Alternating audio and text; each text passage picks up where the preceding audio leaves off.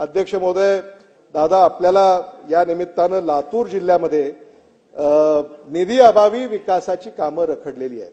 म्हणजे निधी दिलेला आहे पण तो थोडासा दिलेला आहे। आता जी कामं पूर्ण करायची आहेत, मला असं वाटतं की लातूरच नाही तर राज्यातले जिथं आपण निधी दिलाय आणि आता निधी अभावी कामं रखडलेली आहेत त्याला पहिल्यांदा निधी सरकारने दिला पाहिजे।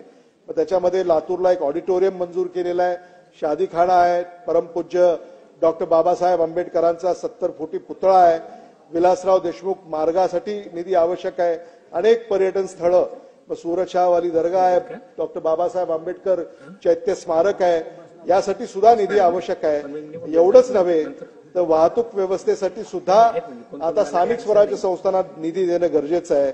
त्याचबरोबर गृह खात्याला देखील हा जे काही गुन्हे आहेत किंवा अंमली पदार्थ आहेत, वाहतुकीची कोंडी आहे, या सगळ्या संदर्भामध्ये या येणाऱ्या काळामध्ये निधीची आवश्यकता आहे। सरकार याकडे लक्ष देईल असं मी आपल्याला सांगू इच्छितो। आणि अलीकडं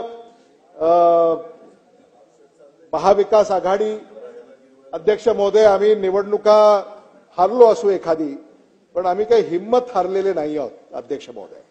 आणि म्हणून शेवटी मला आपल्या माध्यमातून या ठिकाणी मांडावंसं वाटतं, चिंगारी को हवा देने की आदत नहीं है हमें, चिंगारी को हवा देने की आदत नहीं है हमें, हक की बात पर आग लगाने का दम रखते हैं। धन्यवाद अध्यक्ष महोदय।